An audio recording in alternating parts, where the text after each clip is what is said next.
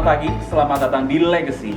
Legacy merupakan sebuah komunitas orang-orang yang berjiwa muda, penuh semangat untuk belajar, bertumbuh dalam setiap aspek kehidupan. Visinya Legacy adalah mencetak 1000 pemimpin di tahun 2030. Misinya Legacy adalah membawa banyak orang untuk mempunyai hidup yang penuh. Pada kesempatan kali ini, kita akan sama-sama mendengarkan speaker yang luar biasa. Selamat belajar, selamat menghidupi, dan tetap semangat. Please welcome. Jadi kakak Rudi di Legacy, ya, tapi gue mau ceritain satu hal. Ya kalau liatin achievement-nya, ya teman-teman pasti lihat ya hebatnya Kak Rudi, ya achievementnya banyak banget. Ya dan 20 tahun di Prudential tuh kasih gambaran tuh kalau kita serius seperti apa sih bakal jadinya kita. Nah, satu hal yang pasti ya, gue punya satu teman baik, dia bilang dari tahun berapa dia kenal sama Ko Rudi, karena dia teman kuliahnya Ko Rudi. Jadi Ko Rudi ini hebat banget. Teman gue bilang, gue punya teman kuliah Rudi Fik namanya di Jakarta. Pertama gue bingung siapa. Nah terus akhirnya dia cerita namanya Rudi Sutarja. Ya dia waktu pertama kali gue bikin bisnis, tahu dia datang ke Bandung, ceritain bisnis di Prudential. Terus beberapa tahun kemudian datang lagi Bandung dan seterusnya. Jadi menurut gue ya, kalau kalian pengen lihat ya gimana yang namanya bisnis itu jadi habit, boleh belajar hari ini dari Ko Rudi. Ya gimana caranya Ko Rudi dari Jakarta jauh-jauh datang ke teman saya yang teman kuliah dia ya untuk ceritain tentang satu bisnis yang luar biasa. Nah, sebegitu beliefnya Ko Rudi terhadap bisnis ini. Jadi tanpa berlama-lama kita sambut Ko Rudi Sutarja. Yeay. Welcome Ko Rudi. Welcome Ko Rudi. Selamat datang Ko Rudi, thank you. Thank you teman-teman. Welcome Ko Rudi. Thank you Ko Rudi. Selamat pagi.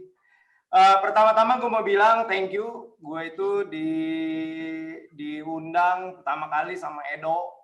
Ya Edo nyari, gue bilang waduh, gue bilang lu orang salah cari narasumber gitu ya.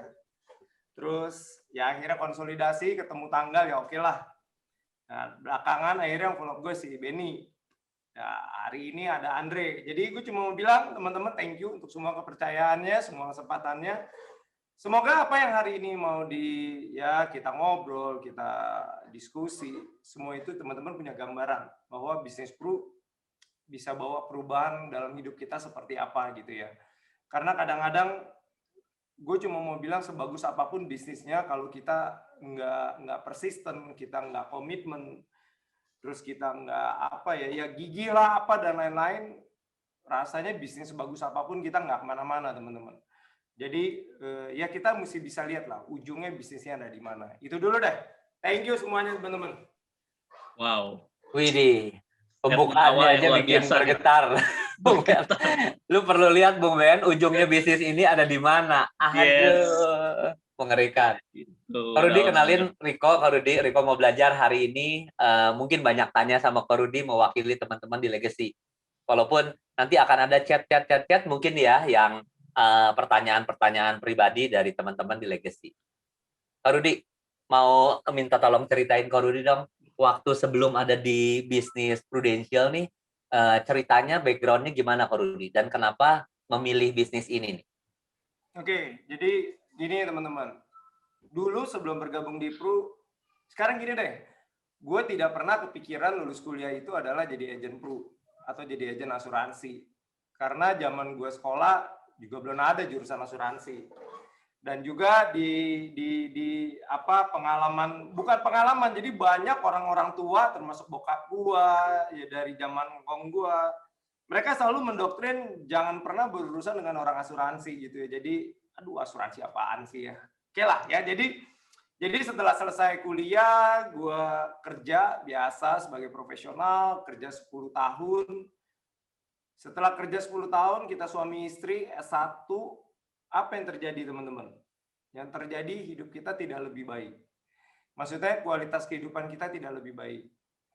Bayangin aja 10 tahun kerja, gue mau beli rumah, gue kagak punya duit. Gila, yang ngeri banget ya. Jadi 10 tahun kerja loh. 10 tahun kerja mau beli rumah nggak bisa beli itu rumah. Terus kalau ditanya kenapa mau bergabung di Prudential, nggak pernah kepikir kenapa mau bergabung. Tapi titik baliknya adalah karena di saat itu gue ngalamin jatuh bangun sebagai karyawan itu nggak enak. Yang namanya dipecat, kalau bos nggak suka, hari ini ngomong, 3 minggu lagi gue sudah nggak kerja gitu ya. Jadi gue bilang gila ya hidup kok kayak begini. Terus yang kedua, namanya kalau bos mau semena-mena, lu kalau cuma mau dinaikin gaji setahun 60.000 itu haknya dia lu. Gue bilang gila men, gue S1, lu nyamain gue sama, maaf ya, sama cuman kuli-kuli yang nggak sekolah gitu. Gue bilang, waduh ya sudah, gue jalanin. Tapi yang benar-benar yang bikin gue tidak nggak bisa terima keadaan adalah pada saat, jadi gini, kita berkeluarga punya anak, pada saat anak gue yang pertama mau masuk TK, itu bayar uang pangkal 12 juta, gue nggak punya duit, padahal gue udah kerja 10 tahun. Lu bayangin men, gila ya, apa yang mau dibanggain gitu lu, title lu keren, lu boleh GM, lu boleh export manager, lu ya apapun lah, kalau lu masuk kantor, orang hormat sama lu gitu ya, tanda tangan lu tuh berharga banget. Tapi anak lu nggak bisa sekolah men. Itu gila, gue tuh kegampar-gampar di situ. Gue bilang, jadi selama ini gue kerja untuk siapa ya? Betul dong, bilang sih sayang, wah gue sayang anak gue mau begini. Tapi sebenarnya gue kerja untuk siapa? Karena di titik anak gue masuk TK, biar uang pangkal 12 juta, gue nggak punya duit. Jadi di situ kita mulai mikir, apa nih yang harus kita lakukan? Ya tadi yang gue bilang, gue kena PHK. Waktu kena PHK, kalau bos nggak suka, istri gue hari itu, jadi 2 minggu sebelumnya gue baru ke dokter bilang, selamat ya Pak, positif hamil anak kedua. Tapi 2 minggu kemudian gue kena PHK. Oh gila men, dunia gue runtuh hari itu. Tapi lu mau apa gitu ya? Gue bilang, dari situ gue belajar banyak hal. Maksudnya, kalau kerja, nggak ada yang bisa menjamin masa depan gue gitu ya. Sehebat apapun gue kerja, sukses gue, masa depan gue di tangan bos. Tapi kalau gue bisa melakukan bisnis, yang artinya masa depan gue itu di tangan gue, bukan di tangan orang lain.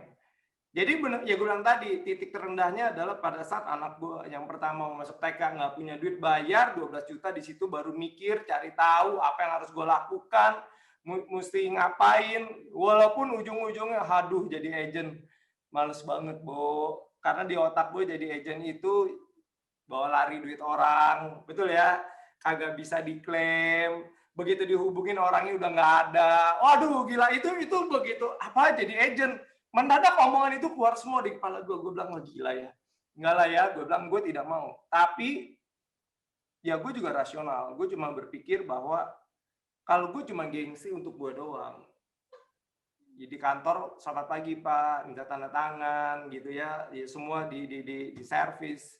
Tapi kalau anak gue nggak bisa sekolah, itu bukan maksudnya gue bukan jadi orang tua yang terbaik gitu ya. Kalau lu namanya lu bergengsi, adalah lu bisa berikan yang terbaik buat anak-anak dan keluarga. Bagi gue itu prinsip bergengsi. Tapi kalau lu cuma bergengsi ya karena orang kantor menghormati lu, tapi keluarga lu miskin, gila, lu tuh nggak ada nilainya gitu ya. Jadi di titik itulah 2004 Maret akhirnya gue memutuskan untuk bergabung, walaupun setengah hati. Tapi gue hari itu ibarat kata gue kepentok. Jadi maju nggak bisa, mundur nggak bisa, kanan kiri atas bawah nggak bisa. Gue cuma mau bilang, ya udah Tuhan, kalau memang ini jalannya, kasih gue kesempatan, kasih gue bukain jalan gitu ya. Karena gue juga masih nggak percaya. Ya udah, tapi kita jalaninnya sepenuh hati. Jadi walaupun hari itu gue part time, awalnya part time, tapi gue lakukan sepenuh hati. Seperti itu dulu deh. Jadi ngeri, Bung Ben, ngeri. Pernyataan yang menurut gue menghentak di awal ya. Aduh, banyak orang tergambarkan kehidupannya seperti yang Ko Rudi ceritain ya hari ini nih. Tapi tetap nggak mau berubah dong. Itu yang membedakan. Lanjutkan, Bung Ben.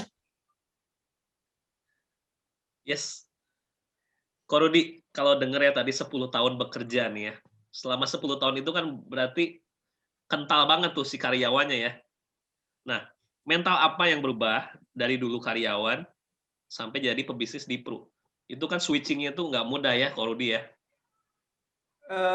Ya itu yang tadi gue bilang. Kalau mental karyawan kan, lu kerja males, lu kerja rajin, ya lu terima duit lu sekian. Berapa? Misalnya 10 juta. Ya lu terima 10 juta. Lu mau sehebat apapun, income lu 10 juta. Tahun depan naik gaji, ya itu di tangan bos. Ya itu yang namanya employee atau itu yang namanya employment. Lu mau sebagus apapun, lu mau keluar effort 10%, 50%, 1000%, lu terimanya 10 juta. Yang merubah mental gua adalah kalau gua keluar effortnya seperti itu, hasilnya tidak seimbang, berarti gue mesti mikirin sesuatu. Jadi kalau ibaratnya di zaman karyawan gue cuman bisa ya udah terima nasib, tapi hari ini gue mesti berjuang.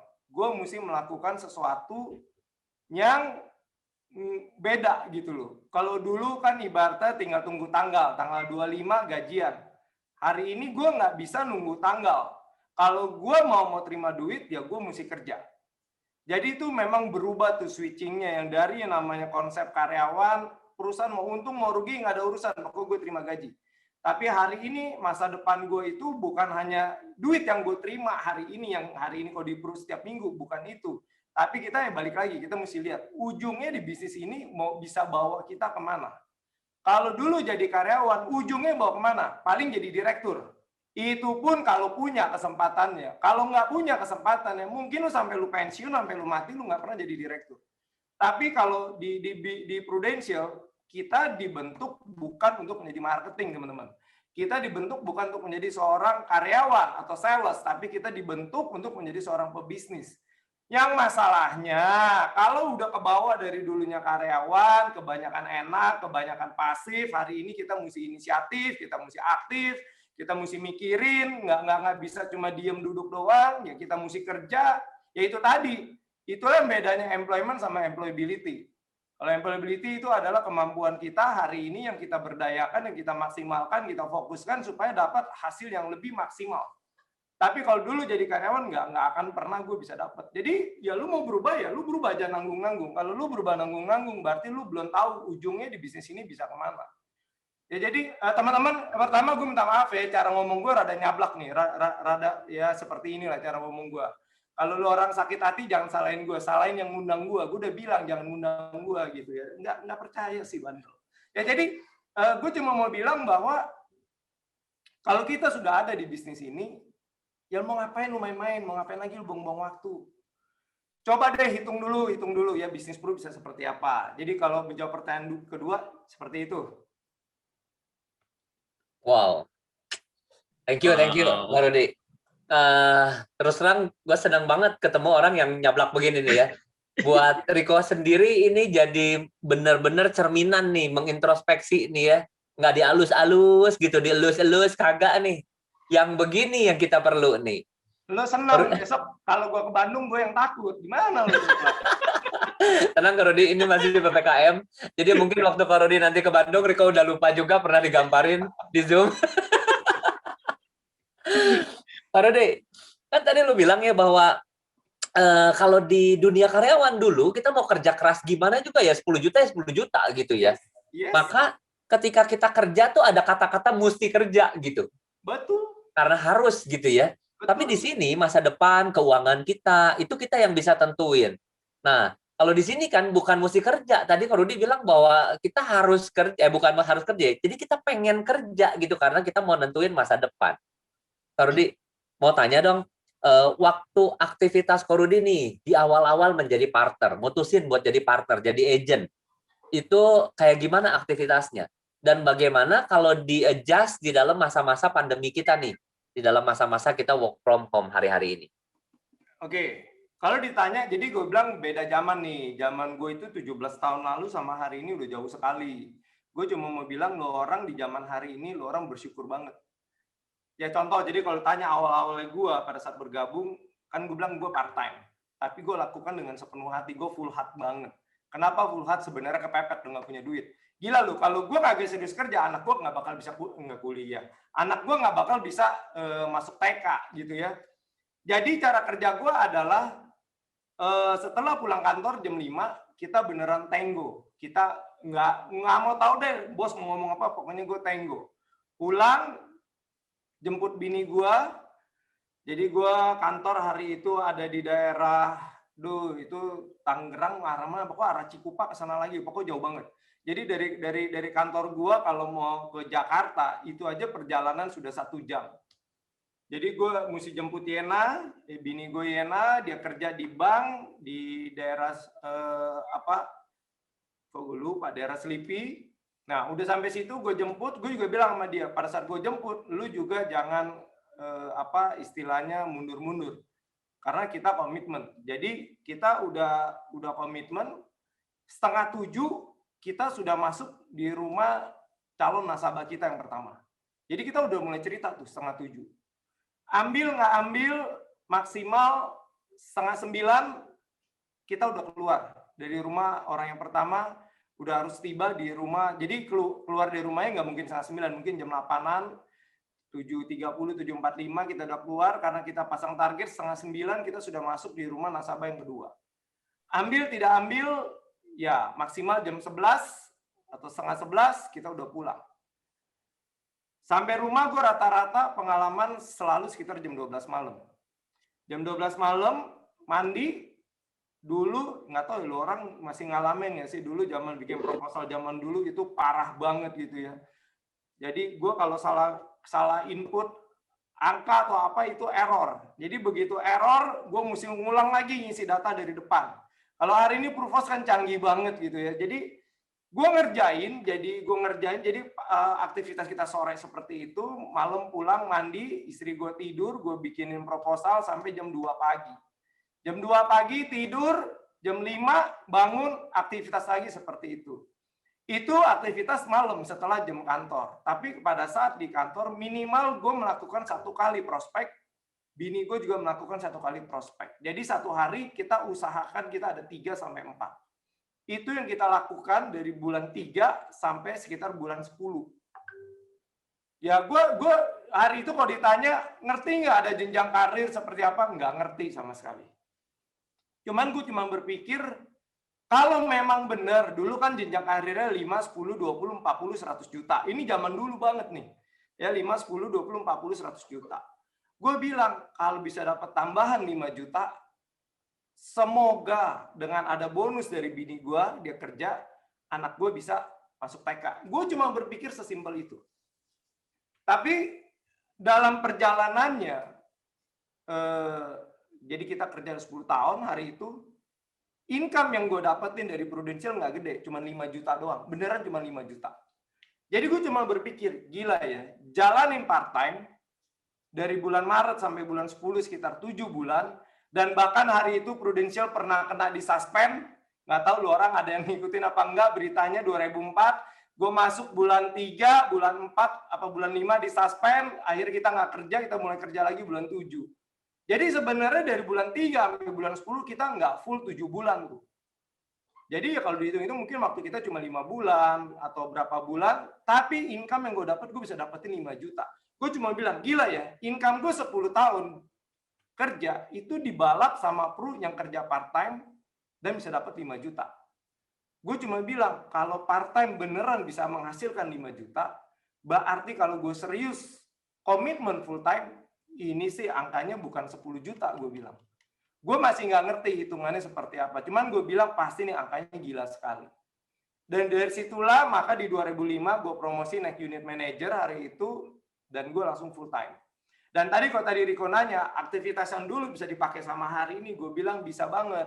Dulu gue zamannya macet, lu bayangin gue pulang jam 10 malam aja itu tol di rumah gue di Tangerang. Ya, jadi kan kantor semua di Jakarta.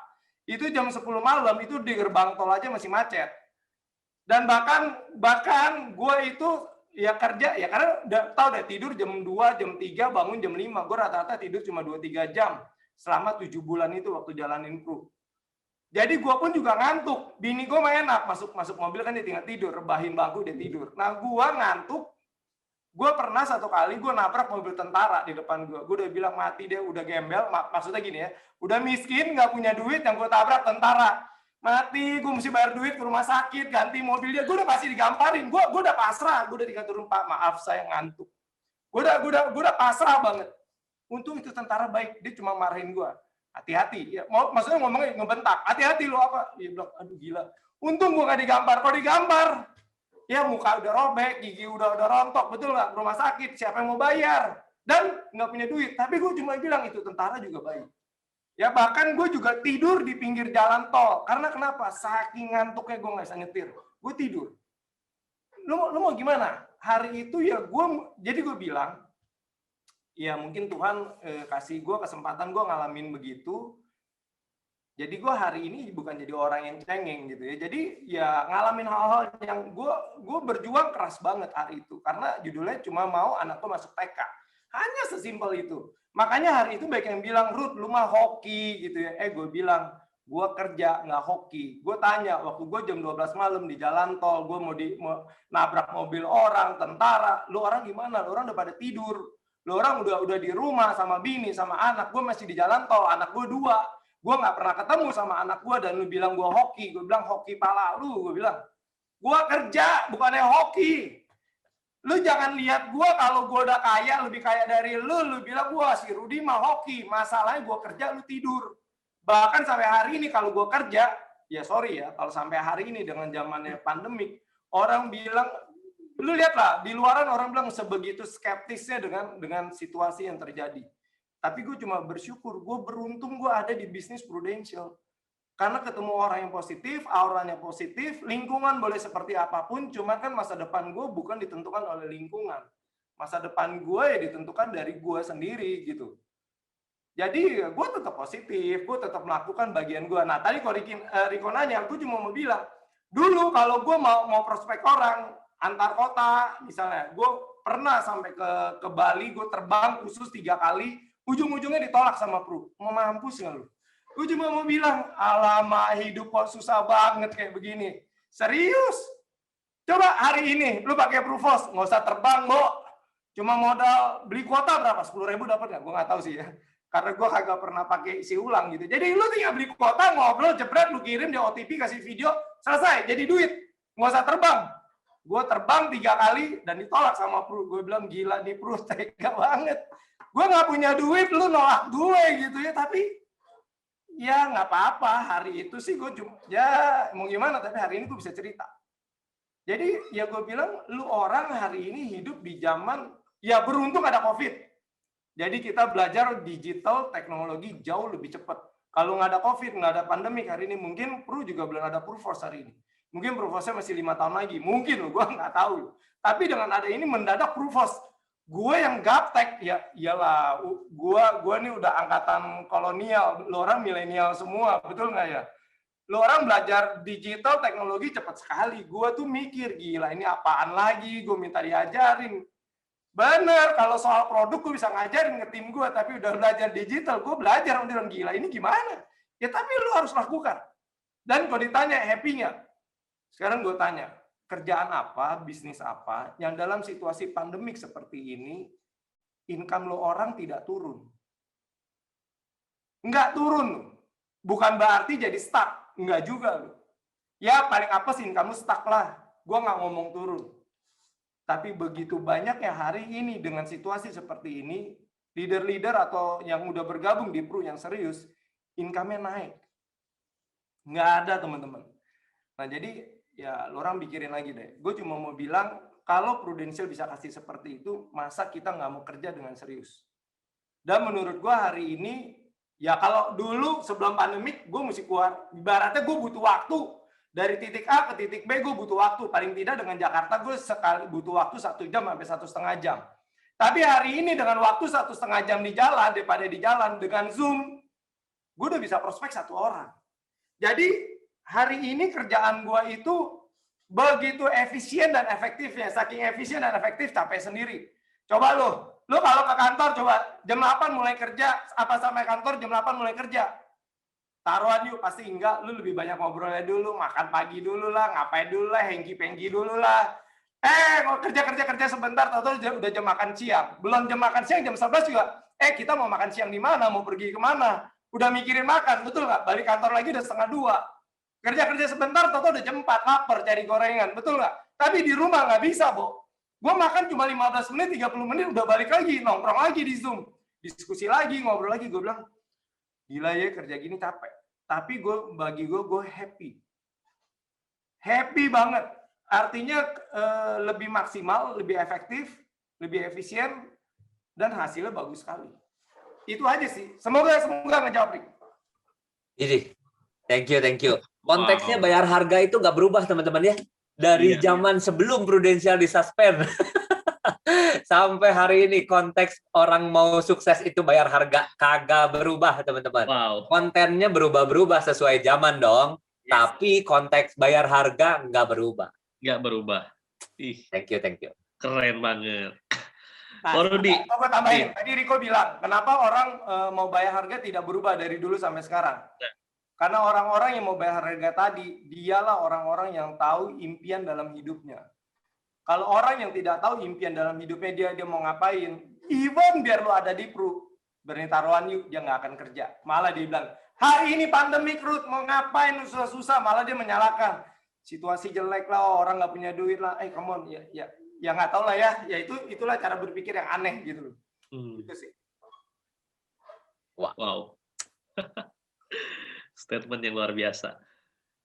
Rudi, aduh ini keren banget nih. Kalau tadi bayar harga ya, no wonder Rudi ini punya prestasi yang hebat dan konsisten. Nah, hal apa sih yang membuat Rudi tadi sampai punya prestasi yang hebat dan konsisten terus nih? Kalau kita lihat achievement-nya luar biasa nih. Tipsnya gitu ya Ben ya? Yes. Gini loh teman-teman. Dalam melakukan segala sesuatu, kita tidak, kalau gue tidak mencari achievement. Tapi yang harus kita perhatiin adalah prosesnya. Lu kalau prosesnya benar, maka achievement itu hasilnya. Tapi lu kalau prosesnya nggak benar, prosesnya nggak mau lu lewatin, hasilnya lu nggak akan pernah dapet. Percaya gue. Jadi yang mesti lu fokusin adalah prosesnya. Lu sudah lakukan bagian yang harus lu lakukan belum? Kalau lu nggak ngerti ya lu belajar. Itu bagian harus kita lakukan. Kalau kita sudah ngerti satu bidang misalnya, ya hari ini misalnya ada Pru cerah atau Pru apapun, semua produk kalau lu ngerti ya lu kuasai dan lu lakukan bagian lu. Hari ini kalau kita udah ngerti dan kita tidak melakukan bagian kita, ya prestasi apapun nggak pernah ada gitu loh. Jadi patokan gue bukan prestasi, patokan gue adalah berapa banyak orang yang bisa gue bantu supaya hidupnya berubah dari bisnisnya Pru. Prestasi ya itu akan mengikuti. Ada prestasi bagus, nggak ada prestasi nggak masalah karena udah bukan itu yang gue cari gitu ya. Tapi berapa banyak orang nih yang contoh misalnya dari gue kasih foto bentar ya.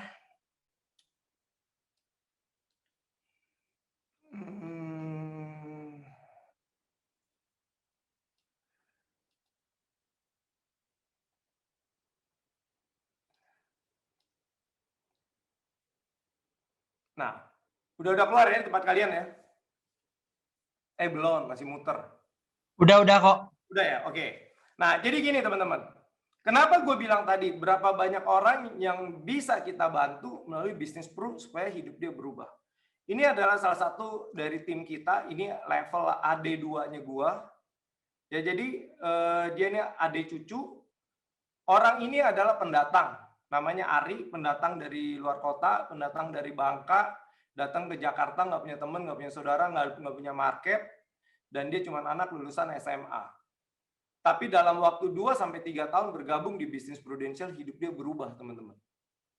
Coba cek, hari ini kalau kerja anak SMA, kira-kira bisa dapat gaji berapa sebulan? Rumah orang tua, jadi pada saat foto ini diambil, 2-3 tahun dia bergabung, umur dia pada saat foto ini diambil sekitar 27-28. Pada saat umur 27-28, rumah orang tuanya di Bangka, dia bisa renovasi. Dia ada 3 atau 4 bersaudara. Tapi yang gue tahu renovasi rumah orang tuanya itu semua duitnya dia. Dan gue cuma berpikir, gila ya, anak umur 27-28, dia bisa renovasi rumah orang tuanya. Gue flashback, umur gue 27-28, gue mau beli handphone Nokia. Hari itu Ericsson 377, yang harganya 3 juta. Gue nggak punya duit. Tapi seorang Ari, anak SMA, pendatang dari luar kota, dalam waktu 2-3 tahun, dia bisa renovasi rumah orang tuanya. Yang artinya lebih mahal daripada handphone gue yang harga 3 juta di umur gue yang sama. Lalu, jadi contoh, kalau di awal tahun ya dia bisa, karena dia berurutan nih, ini gila banget. Gue hari itu gue bilang gila ini anak ya. Di awal tahun dia beresin rumah orang tuanya, pertengahan tahun dia beli ini mobil. Ya dia beli memang ini mobil, dia beli kredit, bukan cash. Tapi gue bilang, di umur hari itu gue nggak punya mobil, nggak punya rumah. Beli handphone aja nggak bisa. Lalu di awal tahun berikutnya, hari ini dia bisa beli rumah sendiri di BSD. Dan gue cuma mau bilang, gila ya. Gue kepengen banyak orang yang berubah hidup seperti Ari ada di bisnis Prudential. Makanya kenapa kita nggak akan gampang-gampang untuk comfort zone. Tapi kalau kita nggak ngerti bisnis ini bisa bawa perubahan seperti apa, kita akan gampang sekali masuk comfort zone. Karena untuk dapetin income 3 digit di Prudential, ini hari ini uang gampang. Serius, bukannya sombong. Bukan gue yang hebat, bukan, karena sistem Prudential.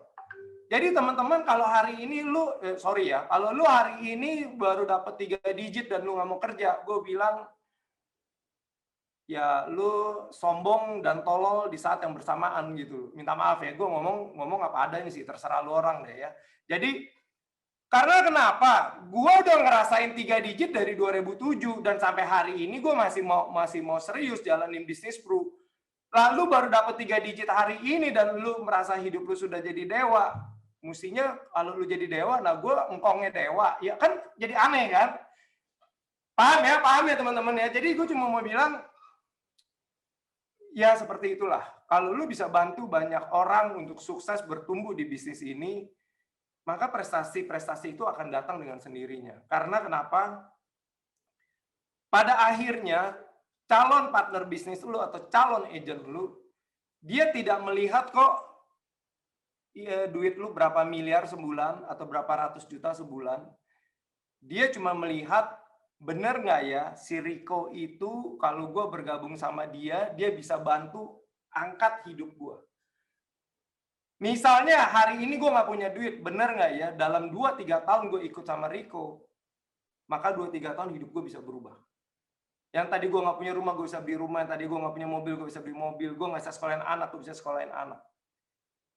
Tapi kalau dia lihatnya, wah tolok ukurnya cuma duit, apa yang bisa dilihat, dia besok begitu capai titik itu dia juga akan stop. Itu yang jadi bahaya. Makanya teman-teman mesti putusin dulu. Sebenarnya teman-teman melihat bisnis Pro ini di awal pertama kali teman-teman bergabung, teman-teman melihatnya apa? Gue tidak melihat ini adalah gini loh. Agent gue itu bukan alat untuk membantu gue kaya. Tapi gue mau dari Prudential itu bisa bantu banyak orang hidupnya berubah. Mereka bukan alatnya gue, tapi gue mau mereka hidupnya berubah. Itu nanti pola pikir, tindakan kita, itu beda loh. Tapi kalau mereka lu jadikan alat, ya yang penting gue capai. Ada apa sih syarat-syarat yang kalau Prudential suka bikin kontes, gue capai ya maka gue dapat duit lebih gede. Ya lu jadikan mereka alat. Dan kalau kayak begitu mereka juga berasa dan pada akhirnya mereka juga tidak akan bertahan di bisnis ini. Jadi sebenarnya kalau tanya prestasi nggak ada yang bisa dibanggain lah, betul nggak? Di atas langit masih ada langit gitu ya. Tapi kalau lu tanya bagaimana supaya bisa konsisten, ya itu tadi. Kita mesti tahu dulu bisnis ini segede apa, keyakinan kita bagaimana, dan yang paling penting adalah gue mau bantuin orang lebih banyak, dan lebih banyak. Nah, gue nggak tahu nih, lu orang sendiri melihat apa terhadap bisnis Pro. Jadi balik lagi ke situ. Lu orang sendiri kalau melihat bisnis Pro seperti apa, lalu apa yang menjadi target kalian di 2030, kalian mau menjadi apa dari bisnis Pro? Bukan duitnya, tapi kalian mau melakukan apa? Gue nggak tahu.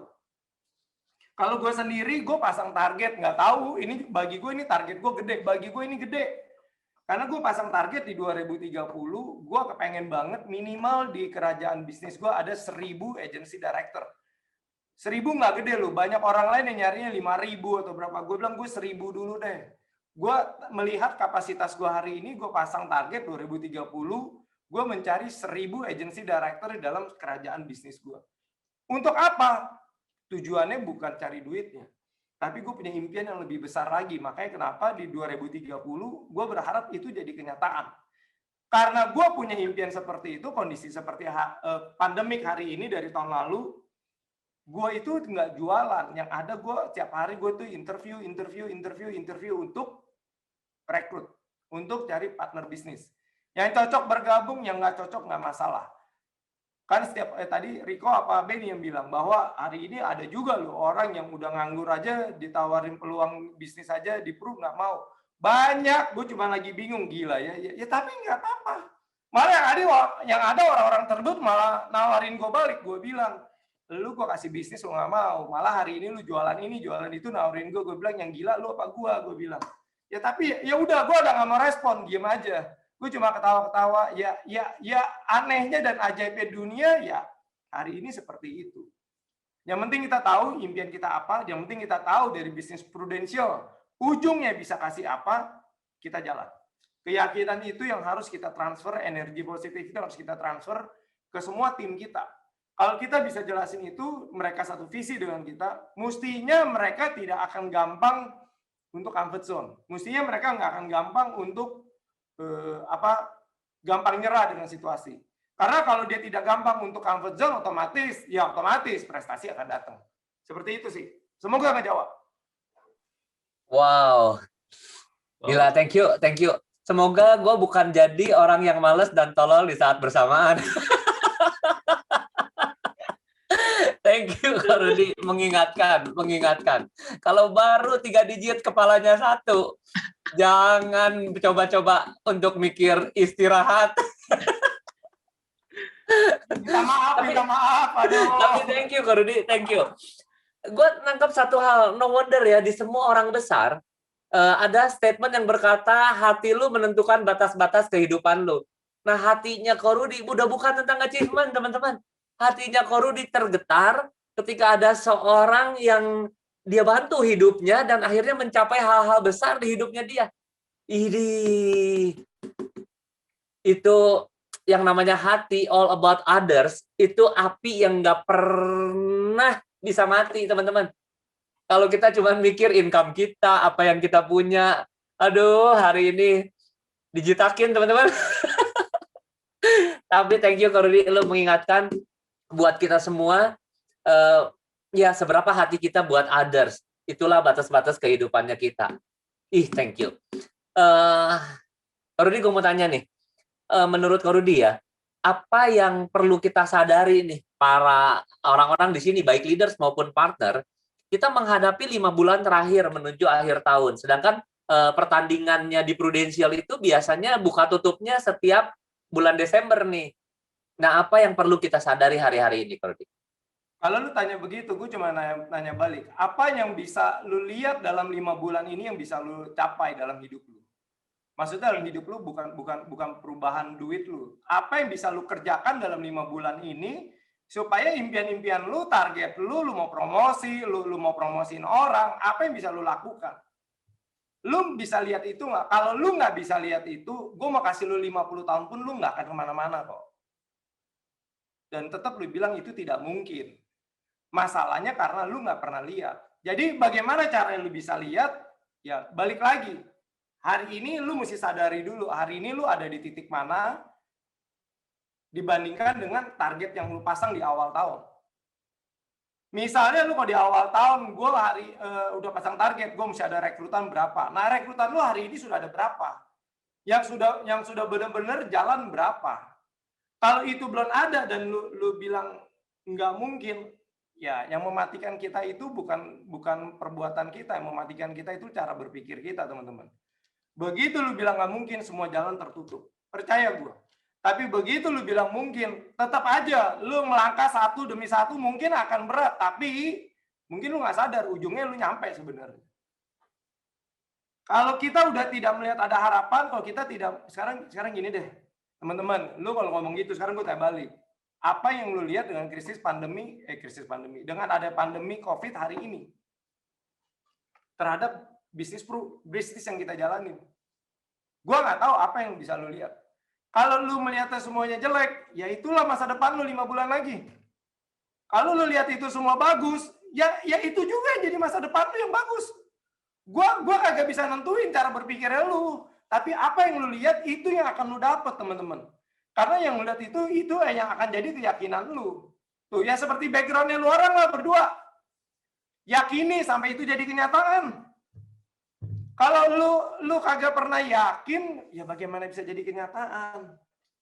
Serius, tapi yakin aja menurut gua nggak perlu. Ya lu mesti berbuat, lu mesti melakukan apa yang menjadi kewajiban lu. Kalau lu cuma yakin Tuhan, karena di Alkitab pada bilang Tuhan nggak akan kasih berkat pada orang yang nggak kerja. Tapi kalau lu kerja, jangan takut. Tuhan pasti akan bukain lu jalan. Masalahnya hari ini Tuhan udah kasih kita bisnis yang bagus nih, prudential. Masalah kita yakin nggak dan kita mau kerjain nggak? Atau kita cuma mau bilang, itu kan dia, itu kan bukan gue, dia kan begini. Kenapa sih lu masih model, itu kan namanya model BEJ, gila itu model BEJ itu zamannya gue dulu tuh, 17 tahun lalu, dan hari ini kalau masih lakukan BEJ, berarti hidup kita tidak upgrade gitu ya teman-teman. Teman-teman pikirin lah. Jadi, kalau ditanya 5 bulan lagi, ya tergantung 5 bulan lagi lu mau ngapain. Impian lu sudah sejauh mana? Sudah berapa banyak orang yang bisa lu bantu melalui bisnis Pro? Kalau sampai hari ini belum ada satu orang yang bisa lu bantu dan lu pengen berhenti, ya maksudnya pengen nyerah, ya itulah masa depan lu. Gue yakin tahun depan lu juga nyerah lagi kok. Tapi kalau lu masih terus masih mau coba, masih mau lakukan introspeksi diri, cari tahu apa yang harus diperbaiki, gue yakin kok semua itu akan bawa hasil yang lebih baik. Karena kenapa? Pesan gue begini. 10 tahun lalu gue ada mau merekrut seorang pengusaha. Pengusaha ini waktu direkrut, waktu gue ajak ngobrol, waktu gue kenalin BOP atau NBO atau apapun lah ya istilahnya, mereka orang ini masih belum gimana lah, masih belum. Tahun lalu kita masih ketemuan, pada saat gue jelasin lagi masih nggak gimana. Ya sudah, nggak apa-apa. Tapi percaya nggak? Orang itu siapapun dia, dari 10 tahun lalu sampai tahun lalu gue ketemu, rupanya dia memantau kita. Rupanya dia setiap kali ketemu atau setiap kali dia diskusi, dia itu lagi mau tahu apa yang menjadi respon lu. Kalau respon kita jelek, walaupun memang situasinya jelek, waduh gini gimana nih? Kalau dia menilai respon kita jelek, jangan harap orang bagus mau ikut lu. Tapi situasinya boleh jelek, memang faktanya jelek, tapi respon kita tetap positif. Dia akan menilai kita orang yang berbeda. Karena pengusaha gabung bukan karena duit loh. Dia juga udah lebih kaya, betul nggak? Tanpa bisnis prudensial dia udah kaya, tapi hari ini dia bergabung. Dan gue cuma bilang, jadi pada saat dia bergabung, gue mulai mikir, gila ini orang 10 tahun yang lalu tidak mau gue rekrut. Kenapa ya? Ya gue nggak tahu kenapa, tapi gue perhatiin berapa kali ketemu, selalu dia nanya semua hal dan selalu gue jawabnya positif. Gue pikir, ya apa itu kali ya? Karena respon gue positif terus sama dia. Kita nggak pernah tahu. Tapi kalau gue berhenti dan gue, ini orang apaan sih? Udah gue ajak 10 tahun lalu nggak mau. Hari ini cuma nanya-nanya doang. Lu cuma mau ngecek-ngecek doang. Terus kelakuan lu songong-songong lu mau. Jadi gini loh. Benar katanya Gordon. Hari ini udah nggak zaman tuh lu pamer mobil, lu pamer jam, lu pamer rumah, itu udah basi teman-teman. Orang tidak melihat itu lagi, tapi orang melihat bener nggak kita ini punya hati, kita orang yang mau bantuin calon agent kita, calon partner bisnis kita itu mau bertumbuh. Kalau dia bisa melihat itu dan dia merasakan energi itu, dia akan bergabung. Jadi bukan karena duitnya teman-teman. Nah, sekarang balik lagi, lu orang bisa melihat cara pandang yang sama nggak? 5 bulan lagi apa yang bisa lu dapat? Tapi kalau lu tidak pernah bisa melihat apa yang bisa lu dapat dalam 5 bulan lagi, ya otomatis lu juga nggak akan pernah ada action yang akan lu orang lakukan. Kalau sudah tidak ada action yang akan lu orang lakukan, ya lu orang nggak akan kemana-mana. Jadi kalau lu impian dari dulu pertama kali awal bergabung di Pro, gue pengen ini, pengen itu, mau punya income seperti ini dan itu cuma jadi isapan jempol doang teman-teman. Nggak akan pernah jadi kenyataan. Balik lagi, hari ini lu meresponnya apa? Dan lu melihatnya apa dalam 5 bulan ke depan. Kalau 5 bulan aja lu nggak bisa lihat, bagaimana 1 tahun ke depan lu bisa lihat. Bagaimana 5 tahun ke depan lu bisa lihat. Bagaimana 10 tahun ke depan lu bisa lihat. Bagaimana lu bisa lihat bisnis ini akan bertumbuh sebesar dan seperti apa. Karena 5 bulan aja lu nggak bisa lihat. Disinilah, ya kan Tuhan bilang, barang siapa yang setia dalam perkara kecil, maka lu akan dikasih hal-hal yang lebih besar. Ya udah, lu lihat aja 5 bulan ini hal yang simple. Lu bisa lihat apa gitu loh. Tapi kalau kita udah cengeng, udah manja, dan kita nggak mau diproses, yang ada BEJ, dan lu ya semua hal yang jelek nggak akan kemana-mana teman-teman. Jadi syaratnya menurut gua yang harus dilakukan kita positif, doakan, imani apa yang lu targetkan, dan tetap kerja bukannya tidur, tetap kerja bukannya males gitu. Serius, nggak ada kalau kita berdiam diri hidup lu jadi berhasil, nggak ada. Semua orang yang startup, double startup di sisi itu orang yang kerja. Tapi teman-teman, gue cuma mau bilang, dari dulu gue bilang, sekali lagi jangan ada yang tersinggung. Kalau kalian seorang leader, tapi mendapat qualifier dari seorang produser, tanya balik, apakah kalian seorang leader yang baik? Seorang leader sebaiknya dapat qualifier dari seorang leader. Maksudnya kategori sebagai leader. Kalau lu produser, ya lu lakukan tugas lu sebagai produser. Jadi karena kenapa gue ngomong begini karena pada saat gue ngomong gini ada satu agensi yang marah sama gue. Ya kalau marah kan gue bilang jangan undang gue. Tapi kalau masih diundang ya bukan salah gue, salahin orang yang undang gue. Betul ya? Karena menurut gue kalau gue tidak ngomong apa yang seharusnya gue ngomong, nggak fair bagi lu. Lu sama gue kita nggak ada hubungan. Gue bukan leader lu, gue bukan siapa-siapa. Tapi gue cuma mau lu orang bisa lihat bisnis pro itu seperti apa. Kalau lu cuma masuk jalanin pro cuma ngikut-ngikut doang dan lu kagak tahu apa yang bisa lu dapatkan dan lu tidak pernah tahu sistem pro seperti apa dan tidak pernah dihitung juga bisnis pro segede apa, ya gue cuma istilahnya adalah lu mau jadi Superman atau lu mau jadi Avenger.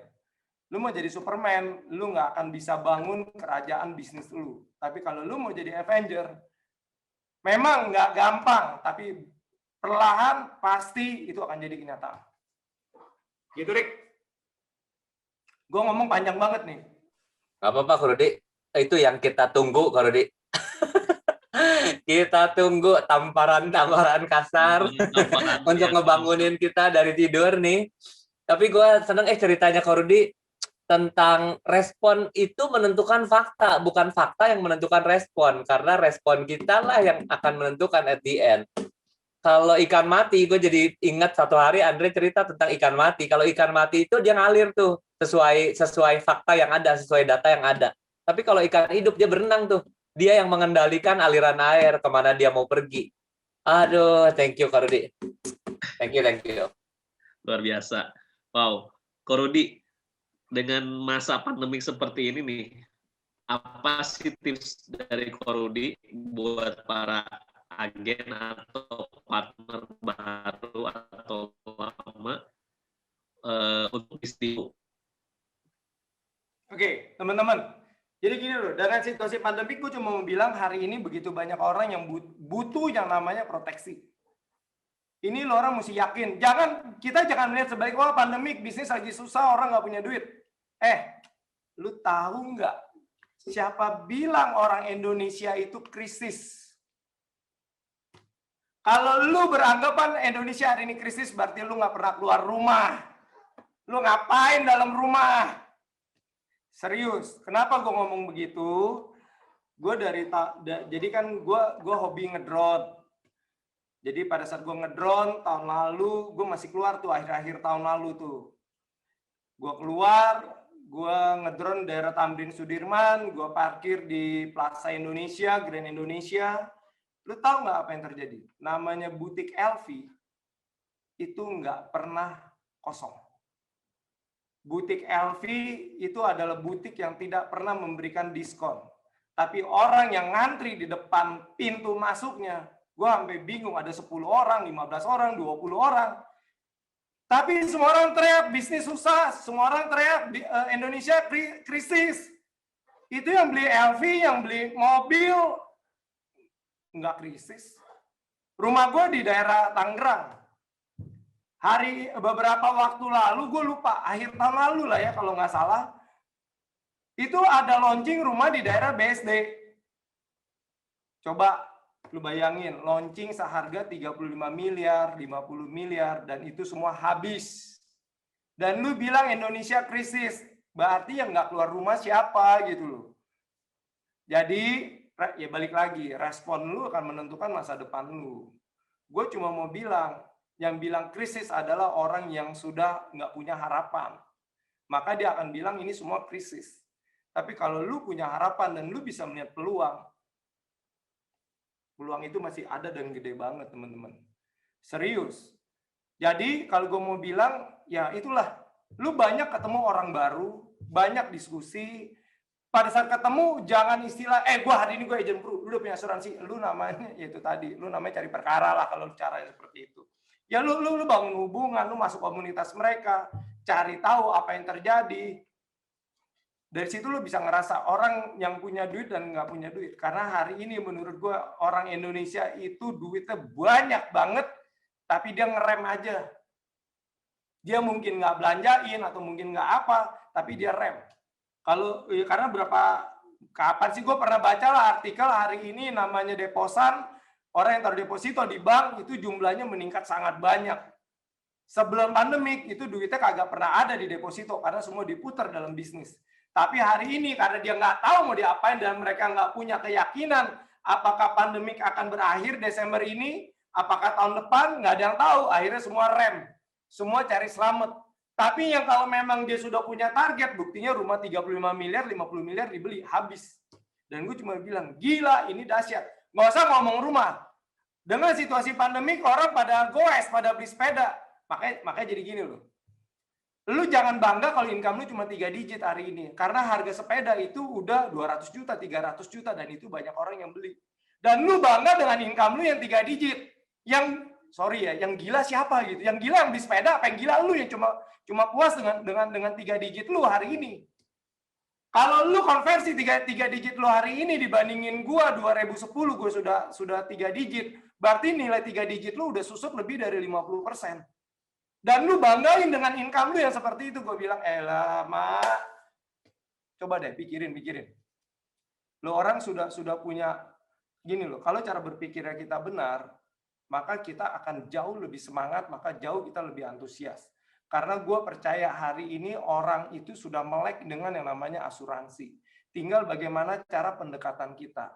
Cara pendekatan kita kalau masih selling, orang dari dulu aja kalau selling orang sebel. Ya, makanya gue bilang hari ini pendekatan kita kasih edukasi. Kita nggak akan pernah tahu kita ketemu orang yang seperti apa. Tapi kalau kita banyak melakukan edukasi dan itu begitu menghasilkan, buahnya teman-teman petik itu bukan premi 500 atau 1 juta atau 2 juta. Premi yang Anda petik akan dapat 50 juta, 70 juta, itu pasti. 70 juta, 50 juta itu per bulan. Jadi itu pasti akan teman-teman dapatkan. Yang jadi masalah hari ini teman-teman sudah melakukan aktivitas ke arah situ belum? Coba aja cek balik. Pandemik hari ini, lu orang kan punya tetangga. Hari ini ya lu bingung kan mau ajak ngomongnya gimana? Paling gampang teriakin, suruh jalan pagi, suruh olahraga, suruh berjemur. Minimal lu jalan pagi 1 jam loh. Dengerin aja nanti dia ada curhat apa. Dia ada curhat apa yang bisa lu konekin dengan asuransi, masuk aja di situ. Gue juga lakukan itu kok. Serius, tetangga di rumah gue itu males banget orangnya. Gue udah tinggal di komplek rumah gue ini 10 tahun, tapi baru pada jalan pagi, olahraga pagi, itu baru 3 tahun terakhir. 7 tahun awalnya nggak ada yang mau keluar rumah. Gue bilang, gue teriakin satu-satu. Yang gue kenal, gue panggilin. Baru 3 tahun ini. Jadi pada saat lagi jalan pagi itu, ya mulailah gue sisipin. Tapi gue nggak mau jualan. Gue cuma ngeledekin, makanya lu punya asuransi. Lu kalau nggak punya asuransi, lu mau gimana? Gue bilang, hari ini lu kalau COVID paling murah 300 juta. 300 juta hari ini menurut lu gede nggak? Kondisi lagi susah lu. Iya sih ya. Tapi lu kalau lu bayar asuransi, paling juga cuma 5 juta. Lu di cover udah 30 miliar, gue bilang. Amit-amit lu sakit, lu kagak nggak nyusahin anak lu. Sekarang gini, karena di tetangga gue rata-rata seumuran gue nih, udah 40, 45, 50. Gue bilang, lu hari ini lagi sekolahin anak lu, ke luar negeri lah, kemana, segala macem. Kalau amit-amit lu yang sakit, lu yakin nggak anak lu bisa tetap sekolah? Apa anak lu tarik pulang? Gue tanya balik, fair nggak bagi lu? Nah itu tahunnya dari mana? Pada saat jalan pagi, dia lagi, oh anaknya sekolah. Ingetin aja, kalau anaknya sekolah luar negeri, ini orang punya duit. Kalau lu nggak bisa cerita di situ, besok samperin aja rumahnya. Lu udah tahu kok, satu komplek, pusing amat. Kalau perlu minta nomor telepon ya, Pak, gue minta nomor telepon lu dong. Mau ngapain? Ya catat aja, besok jadi gue bisa bangunin lu jalan pagi. Kan alasannya cuma gitu doang, padahal besok mau gue prospekin. Iya nggak? Tapi dari situ gue dapat data, nggak usah gue, maksudnya gini, nggak usah gue kepo, gue nanya, tapi dia cerita sendiri. Udah tahu oh, satu-satu. Oh, ini orang kayak gini orang. Karena orang pada dasarnya kalau gini loh, orang beli karena dia percaya sama kita. Orang beli karena kita sudah punya hubungan. Tapi kalau kita nggak ada angin, nggak ada hujan, datang langsung lu cerita, dia akan merasa nggak akan nyaman sama kita. Sekalipun dia kenal. Karena trust-nya itu belum terbentuk. Masalahnya kapan lu mau bentuk trust-nya?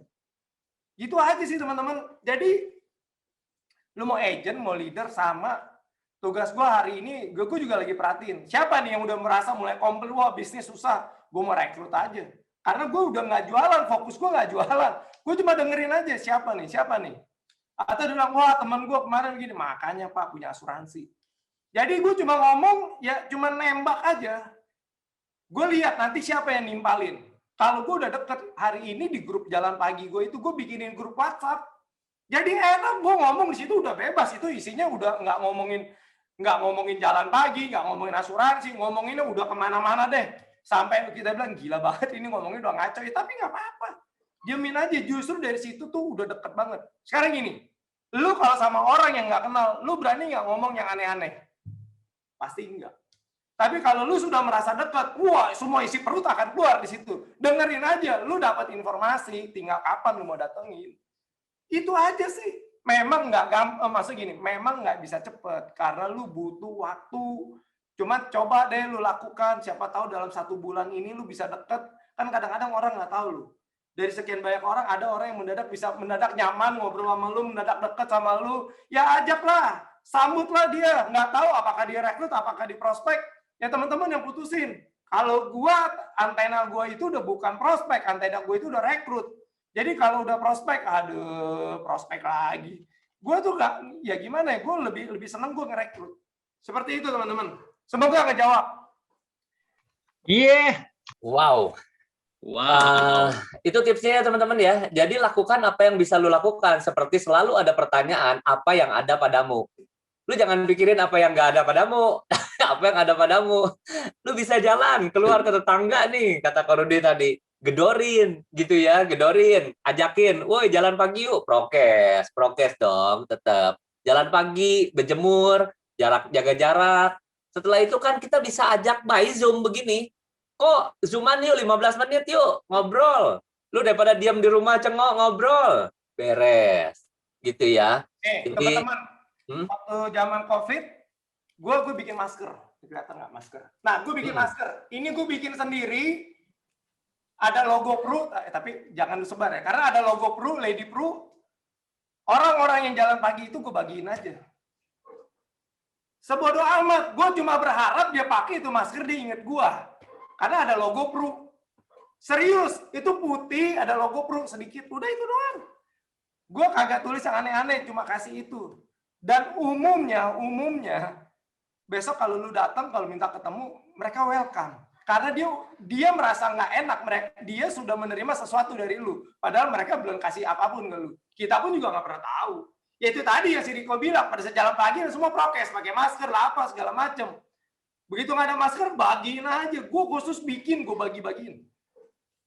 Emangnya dia jadi nasabah gue? Nggak tahu. Emang jadi tim gue? Nggak juga, nggak tahu. Bagi aja. Begitu orang melihat bahwa lu peduli, lu care, ya pintu akan terbuka gitu loh. Tapi kalau kitanya cuek-cuek aja, ya mau gimana ya? Gitulah teman-teman. Mental pengusaha itu kagak mati akal teman-teman ya. Ini baru mental pengusaha nih. Benar-benar mengendalikan keadaan, bukan dikendalikan oleh keadaan. Justru keadaan. Iya, keadaan apapun bisa jadi peluang. Ini baru mental pengusaha. Karena kendaraannya cocok buat semua keadaan. Bener. Kalau lu buka toko ya, di masa pandemi suruh tutup, lu mau buka toko gimana? Di bredel, teman-teman ya. Tapi kita bisa buka toko kapan aja.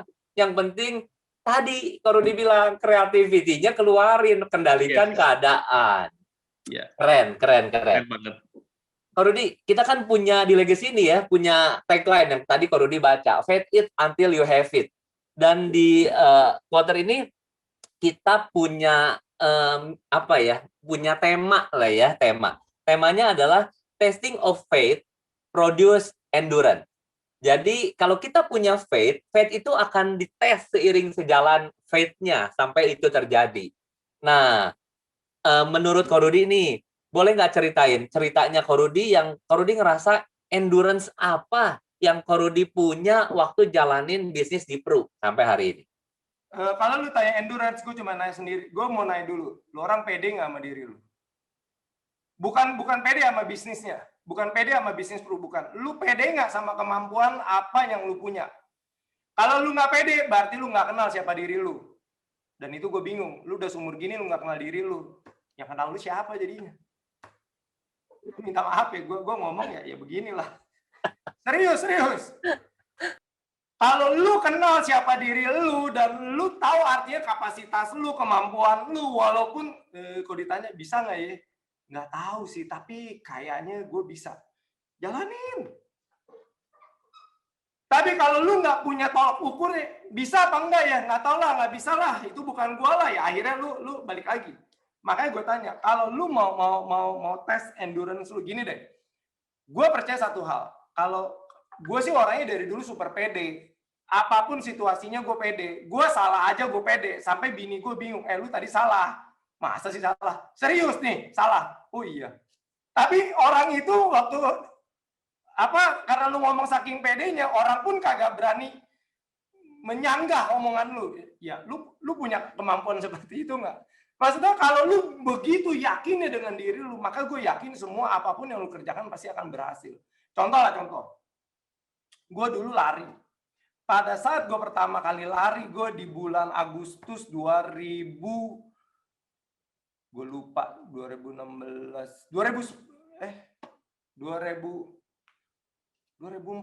kali apa 2000. Pokoknya gue pertama kali gue lari 5 kilo di kilometer 2, gue udah mau nyerah.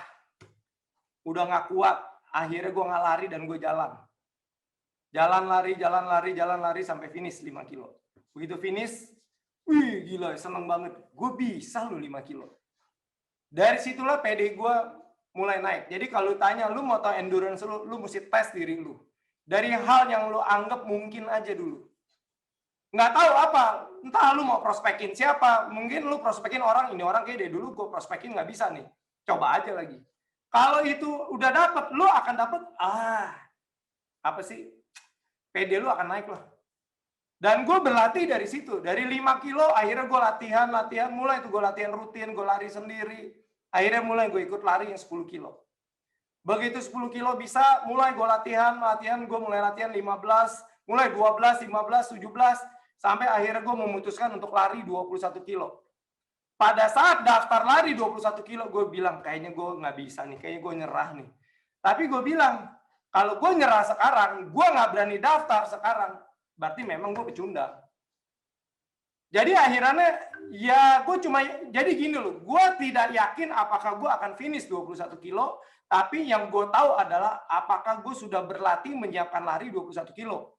Gue cuma latihan aja rutin, gue cuma latihan lari 12 kilo, 15 kilo, 12 kilo, 15 kilo. Terjauh pada saat gue latihan cuma 17 kilo. Gue cuma bilang kalau gue bisa 15-17 kilo, mestinya 21 kilo bisa. Udah, gue yang gue kontrol adalah latihan gue. Makanya tadi gue bilang di depan, prosesnya bagaimana? Proses itu yang gue perkuat terus. Akhirnya lari 21 kilo gue bisa dapat. Dan gue lari 21 kilo, gue ikut 3 kali atau 4 kali event. Habis itu gue pikir, aduh gila, malas banget. Karena akhirnya gue jadi nggak gitu suka lari, makanya akhirnya gue jadi goes. Karena bagi gue kalau lari, jaraknya cakupan daerah yang gue lihat itu kecil. Tapi kalau gue bisa goes keliling Jakarta. Goes terjauh gue itu adalah 140 kilo dalam sekali one single ride. Pertama kali waktu 140 kilo, gue bilang udah gila kali ya, emang nggak ada kerjaan. Tapi begitu itu dilakukan, PD gue lama-lama naik. Sama, jadi sekarang permasalahannya, lu mau ngerekrut, wah ini pengusaha gede banget ya. Ya lu mulailah dari pengusaha krocok misalnya, yang gue nggak tahu, mungkin pengusaha online, mungkin pengusaha warung, mungkin pengusaha ruko, mungkin besok jadi distributor. Lu coba aja. Pengusaha yang gue rekrut ini, dia punya 5 pabrik. Ya gue mulai. Satu-satu deh pengusaha yang bawah, naik ke menengah, naik yang lebih tinggi. Akhirnya pengusaha 5 pabrik ini dapat. Karena dari situlah gue ngerti apa yang ada dalam pemikiran seorang pengusaha, dari yang online, kerocok, sampai punya pabrik. Oh, begitu. Begitu ngerti ya pada saat gue ngomong, jadi Tuhan mempersiapkan pada saat gue ketemu orang yang punya 5 pabrik ini, ya cara ngomong gue sudah beda. 10 tahun lalu dia belum punya pabrik. Tapi hari ini dia punya 5 pabrik dan gue bilang, wow. Ya udah gue ngobrol. Gini loh teman-teman. Naikin endurance paling gampang. Kalau lu mau ngerekrut orang yang lebih tinggi dari lu, baik secara posisi dan income, lu bergetar nggak? Kalau lu bergetar, berarti lu nggak punya endurance. Berarti dengan kata lain, lu nggak percaya bisnis pro bisa kasih lebih dari apa yang orang itu dapatkan. Tapi kalau lu tidak bergetar, lu posisi lu satu level sama dia, tenang aja kok. Gua lagi PDKT sama satu pengusaha besar. Sudah 3 tahun gue PDKT. Udah closing belum? Belum. Ini orang nggak bakal jadi agent. Target gue adalah ini orang mau gue closing sudah 3 tahun. Mau tahu seperti apa? Rumah dia nih di komplek gua, rumahnya dia itu luas tanahnya 6.000 meter. Jadi kalau orang hari ini bangga dengan rumah 500 meter, 1.000 meter, ini orang rumahnya 6.000 meter. Harga tanah di komplek rumah gue belum mahal, paling sekitar antara 12 sampai 15 juta. Berarti itu asetnya dia. Dan dia punya kalau gue bilang dia landlord karena dia individu, karena dia masih punya tanah di luar dari komplek rumah kita, tapi dalam satu perumahan ini dia masih punya tanah kosong 1 hektar. Gue lagi mikir, anjrit ini orang kaya banget ya. Tapi waktu gue ngopi, gue ngobrol sama dia, biasa aja. Gue tidak menganggap dia dewa banget, enggak, biasa aja. Posisi gue sama dia sama. Dia dewa di bidangnya, gue juga dewa di bidang gue. Walaupun gue dewa nggak di enggak, tapi gue udah punya itu istilahnya apa sih? Self image. Lu mesti punya self image yang baik terhadap diri lu. Jadi pada saat lu ketemu siapapun orang yang lebih gede dari lu, kita udah nggak ada takut. Ngobrol aja santai, cekakakan, ketawa. Padahal dia bos gede. Dia kalau udah ngomong itu semua karyawannya diem. Gua karena udah dekat sama dia, maaf ya. Kita bisa nge-wine bareng, bisa mabok bareng. Gue bilang, ampun. Ya itu yang terjadi hari ini. Karena hubungan kita udah deket. Kita bisa ngopi bareng, bisa yang AV bareng. Ntar, Ruth, datang ke rumah. Kita nge-wine. Gue dapet wine enak nih. Ini ada apalah, whisky apa, lu cobain. Gue bilang, Pak, whisky gue nggak bisa minum. Kalau wine gue masih bisa. Ya udah, nge-wine bareng sama dia. Duduk di meja makan, kita cuma diskusi. Gue dengerin, Pak. Dia lagi diskusi dengan partner bisnisnya. Disitulah gue belajar banyak hal. Dan lu tahu orang kaya itu emang dia lihat lu datang pakai Rolex, lu datang pakai Mercedes, enggak sama sekali. Orang yang rumahnya 6.000 meter, lu pikir mobilnya apa? Rolls Royce, Bentley, Lamborghini. Mobilnya ada 12 temen, tapi semuanya kijang. Ngeri nggak lu? Gue cuma bilang, gila ini orang. Mobil 12, semuanya kijang. Tapi belakang gue lihat, ada Alphard 2. Tapi gue bilang, gila ya. Biasa orang kalau udah sekaya itu, mobilnya itu udah nggak ada mobil Jepang lagi. Tapi ajaibnya ini orang. Makanya gini loh, jangan pernah menilai orang dari apa yang terlihat di luar. Itu membutakan kita semua dan lu akan jadi salah. Dia orangnya begitu low profile-nya, begitu luar biasa baiklah. Selama 12 bulan, jadi 1 tahun 12 bulan, kalau tidak ada pandemik, dia cuma ada di rumahnya dia dalam 1 tahun, paling lama cuma 2 bulan. Sisanya 10 bulan ngapain? Naik cruise bisa 2 bulan nggak pulang. Ke Jepang bisa sekali pergi 3 bulan nggak pulang. Entar lagi ada di Eropa, ada di Amerika, gue bilang nih orang kapan kerjanya. Tapi ya orang udah super kaya ya itu. Gue lagi PDKT, pokoknya lagi terus lah. Judulnya satu, bagaimana caranya gue bisa dipercaya sama dia. Itu dulu teman-teman. Kalau gue sudah bisa dipercaya sama dia lebih dari semua orang yang dia pernah kenal, terutama di bidang asuransi, maka disitulah gue bisa masuk. Tapi kalau gue belum sampai di titik yang seperti apa yang dia anggap itu krusial, gue tidak akan pernah bisa masuk. Nah, jadi balik lagi teman-teman. Endurance itu akan datang seberapa pede lu terhadap diri lu dan seberapa pede lu terhadap bisnis pro. Sekarang tanya balik, lu orang yakin nggak kalau lu bisa punya 1000 agency director dalam tim lu? Kalau lu dibilang punya 1000 aja lu udah nggak mungkin, gue bisa pingsan. Ya berarti lu nggak pede dengan pro, dan lu terlebih lagi yang paling parah lu nggak pede sama diri lu. Itu bukan angan-angan teman-teman, tapi itu semua bisa dihitung. Syarat menurut gua, syarat kalau lu mau punya 1000 agency director, minimal lu mesti punya 25 AD direct. Lu kalau punya 25 AD direct, 1000 itu akan jadi kenyataan dengan cepat. Tapi kalau lu nggak punya 25 AD direct, ya bikin dari sekarang persiapan. Apa yang harus dilakukan supaya bisa punya 25 AD direct? Kalau 25 AD direct yang lu nggak mau bikin, ya berarti 1000-nya juga nggak akan pernah jadi. Seperti itu doang, teman-teman. Nggak ada yang susah. Bisnis kita ini logis. Dan hari ini dari bisnis pro, begitu banyak orang yang sukses. Kalau lu bilang yang punya income 100 juta per bulan, 3 digit sebulan, itu udah 500-600 orang. Tapi hari ini udah nggak zaman 3 digit, teman-teman. Hari ini udah zamannya 4 digit. Income lu sudah harus miliaran sebulan. Kalau tanya gue, emang income gue miliaran? Belum. Tapi gue melihat hari ini sudah mulai banyak orang yang punya income miliaran dari bisnis pro dalam 1 bulan. Gue cuma bilang, itu masa depan gue. Udah itu aja. Tinggal masalahnya masa depan itu kapan lu mau bikin jadi kenyataan. Nah, lu orang yang tentuin dong. Jadi endurance itu datangnya dari situ. Gue sih nggak tahu ya. Semoga nggak jawab. Semoga nggak jawab. Kalau gue banyak bahasa udah seperti itu. Karena gue juga ngomong sama tim juga begitu. Semoga lu orang bisa dapat. Thank you. Wow. Widih. Keren.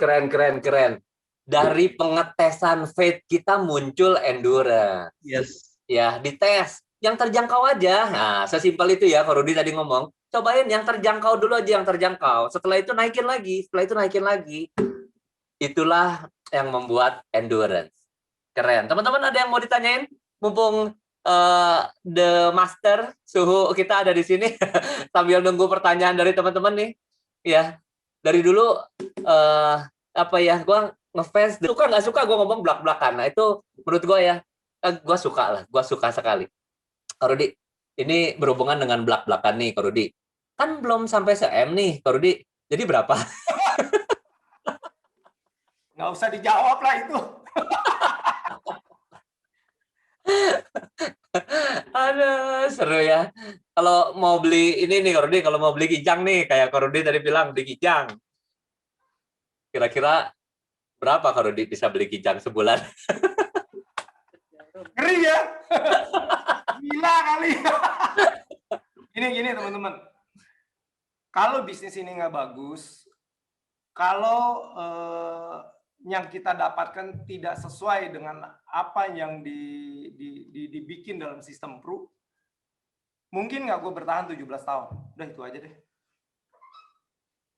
Berarti kalau itu bohong, berarti gue adalah orang yang paling goblok di dunia membohongin diri gue selama 17 tahun. For nothing. Serius. Jadi gue bilang, gue ngomongnya belak-belakan. Iya, dari dulu gue ngomong belak-belakan. Gue nggak pernah ngomong muter-muter. Gue selalu ngomong straight aja. Jadi kalau kuping lu yang bermasalah, jangan mulut gue yang lu suruh ngerem. Berarti kuping lu yang mesti diperbaiki. Nah, gue kalau ngomong gini banyak orang yang nggak bisa terima, yakin. Tapi minta maaf sekali lagi, ya. Gue cuma mau bilang bisnis itu bagus banget gitu. Jadi jangan sampai kita menyia-nyiakan atau kita ngelewatin begitu aja. Itu aja sih teman-teman. Wow. Di awal teman-teman waktu gue baru mau mencoba bisnis ini, gue pernah dengar Ko Rudi waktu kita masih di Dynamic zaman dulu ya teman-teman ya. Di situ kuping gue bermasalah, mulutnya Ko Rudi masih sama hari ini. Tapi di situ kuping gue bermasalah teman-teman, karena gue ngerasa punya pabrik walaupun bangkrut dan banyak utang, tapi gue ngerasa ini orang ngomong kayak gini, lu nggak tahu gue karyawannya berapa. Kuping gue bermasalah teman-teman.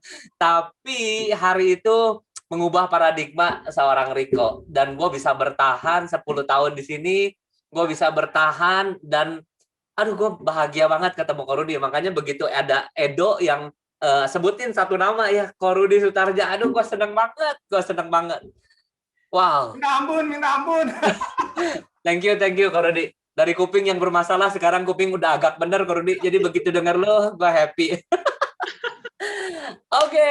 Nggak kerasa teman-teman, seneng banget dengerin cerita hidup, kisah hidup yang dibagiin Kak Rudi. Tapi sayangnya memang ada waktu ya yang memisahkan kita. Betul. Koko Andre, bolehkah Koko Andre menutup sesi ini dengan sempurna hari ini? Wow. Kak Rudi, di Netflix ada sebuah film dokumenter namanya Inside Bill's Get Brain, kurang lebih gitu ya. Nah, gue mau tahu dong Inside Rudy Sutarja Brain kok. Maksud dengan lu sekarang punya direct AD 8, lu punya indirect AD 28. Nah, kan berkali-kali sebuah statementnya Kak Rudi adalah apa sih yang lu lihat? Apa sih yang lu lihat? Ketika Benny nanya 5 bulan lagi, Kak Rudi balik nanya, apa sih yang lu lihat gitu kan? Nah, pertanyaan gue Kak Rudi, apa sih yang lu lihat kok dulu waktu lu jadi partner, jadi agent, jadi UM, jadi leader awal-awal? Apakah lu lihat hari ini, pertanyaan pertama ya kok, yang terakhir, apa sih yang lu lihat hari ini kok buat masa depan yang akan datang? Di Legacy paling lama Andre 2008 kok. Artinya kita mungkin nggak melihat apa yang lu lihat, sejauh mana, sebesar apa sih yang lu lihat ada di bisnis ini. Lu tinggal di Jakarta, ketemu orang-orang, kumpulan orang-orang yang mungkin dari segi background bisnis juga besar. Nah, tolong ceritain dong kok, apa sih yang lu lihat dari dua itu kok, dulu dan sekarang. Pertanyaan terakhir ya Kak Rudi ya. Ntar satu-satu, gue lupa. Mendingan gue jawabin dulu ini. Oke, jadi teman-teman, dulu waktu gue lihat pada saat gue bergabung jadi agent, gue cuma bilang ini akan jadi masa depan gue. Tapi masa depan gue apakah akan terpikir seperti apa yang gue dapat hari ini? Nggak pernah kepikir dan gue nggak pernah tahu. Tapi gue cuma percaya dengan sistemnya Pru. Karena hari itu pada saat gue bergabung di 2004, ya kalau lu dari Dynamic, lu kenal namanya Herianto. Gue cuma bilang, gila ya, anak muda itu aja hidupnya bisa begitu sukses di Pru. Cuman umurnya lebih muda jauh dari gue, 2 tahun bergabung hidupnya udah, hari itu dia bawa Nissan X-Trail. Gue cuma bilang, gila ini. Gue kerja 10 tahun nggak bisa, tapi dari situ gue melihat, itulah masa depan yang gue lihat hari itu. Tapi dengan berjalannya waktu, mulai gue bisa menghitung jenjang karirnya Prudential pada saat gue jadi UM akhir atau awal gue di SUM, gue mau bilang, ini bisnis. Ini bukan pekerjaan. Ini bisnis. Dan bisnis ini adalah bisnis yang gede banget. Karena kenapa gue bilang gede banget? Yang nentuin gue, bukan bos gue. Even direct leader gue. Jadi yang nentuin gua segede apa, gua. Prudential udah kasih nih jalannya, tinggal masalahnya lu mau pakai apa enggak. Jadi kalau tadi si Andre nanya, dibandingin dengan bisnis yang hari ini orang-orang lain apa, gue cuma mau bilang gue bersyukur hari ini ada di Pru. Nggak pakai modal, gue kagak mikirin karyawan, gue nggak mikirin untung rugi, tapi bagaimana gue membangun seseorang dari nol sampai dia menjadi seorang adik. Karena itu akan menjadi unit bisnis. Ini yang namanya bisnis. Kalau gue dulu misalnya kalau gue mau punya toko, dari toko hari ini ada Rudy, namanya tokonya si Rudy. Besok mau jadi Rudy 1, Rudy 2, Rudy 3, Rudy 4. Itu modal gue mesti berapa satu cabang yang gue mesti siapin. Dan apakah Rudy 1, 2, 3, 4 ini pasti menghasilkan omset atau untung yang sama? Nggak ada yang bisa jamin, teman-teman. Lalu si Rudy 1 ini besok jadi 1A, 1B, 2A, 2B, dan seterusnya. Apa gue nggak tambah pusing? Sistem gue seberapa bagus bisa handle itu semua. Tapi di Pru, gue udah nggak bisa. Masa gini, Pru udah kasih sistem sebegitu bagus, gue tinggal masuk, gue tinggal hitung, dan gue lihat kemampuan gue seperti apa.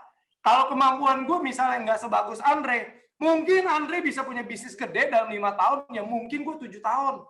Tapi itu akan jadi milik gue.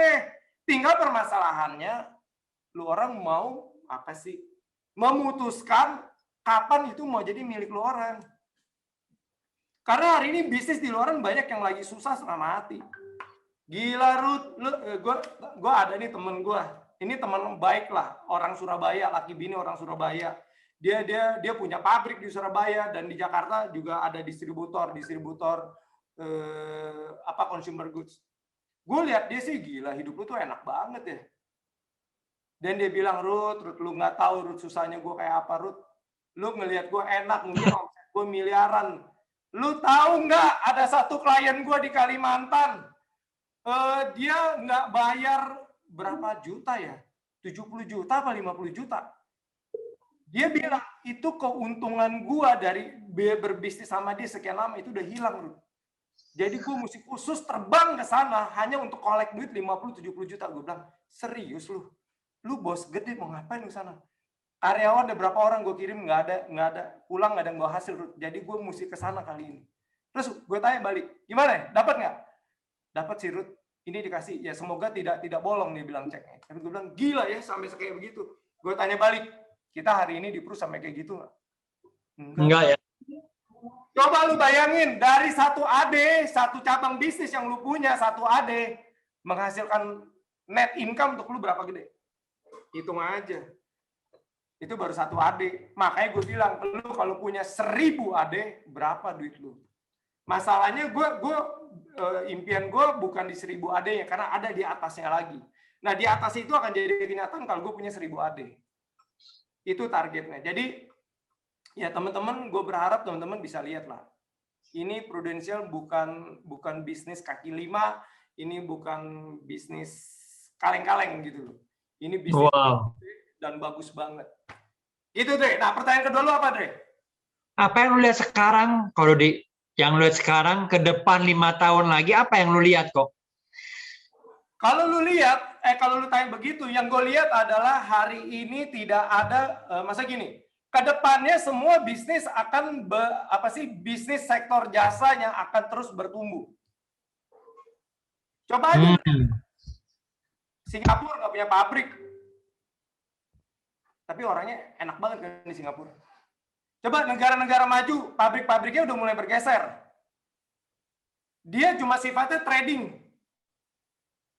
Jadi gue percaya Prudential, industri ini, jasa, dan itu akan terus bertumbuh. Wow. Nggak akan pernah mati gitu loh. Dan apalagi lu tahu dari 275 juta penduduk Indonesia yang punya polis baru 25 juta. 250 jutanya kagak punya polis. Ya gila lah itu 5 tahun lagi nggak habis. Jadi karena kan kita udah tahu bisnis ini bisa diwarisin. Pertanyaannya satu, lu mau mewariskan bisnis yang segede apa untuk anak-anak lu? Wow.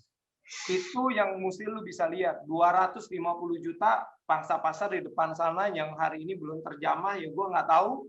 Mungkin nanti anak gue, mungkin nanti cucu gue nggak tahu. Tapi hari ini gue sudah harus siapin jalannya dulu nih. Gue harus didik anak gue juga. Ya kalau dia mau jalanin, bagus ini untuk dia. Kalau dia nggak mau jalanin, ya udah. Pusing amat. Gue agak pernah pusing. Kira-kira begitu, Dre. Wow, thank you banget. Thank you banget, Kak Rudi. So, teman-teman, kita bersyukur boleh dengerin sebuah statement luar biasa, sharing yang luar biasa dari seorang yang namanya Kak Rudi Sutarja. Oke, di flyernya saya lihat sampai gue liatin, ditulis bahwa omsetnya kerajaan seluruh Kak Rudi nggak pernah di bawah 80 miliar. Jadi zaman sekarang tadi ada yang nanya income berapa, kayaknya gampang ya. Cara hitung income hari-hari ini di Prudential lebih mudah gitu loh. Jadi teman-teman, kita belajar bagus, visioner sekali, seorang Kak Rudi, background-nya karyawan, Anda dan saya mungkin beberapa ada yang mirip seperti Kak Rudi, tapi kalau kita ngerjain dengan endurance, kita ngerjain dengan semangat yang luar biasa, kita bisa melihat ada 3 hal. To do the impossible possible. Yang pertama adalah imagination. Oke, kita bisa ngelihat, bener ya. Kak Rudi bilang berkali-kali, lu bisa lihat nggak? Lu bisa lihat nggak?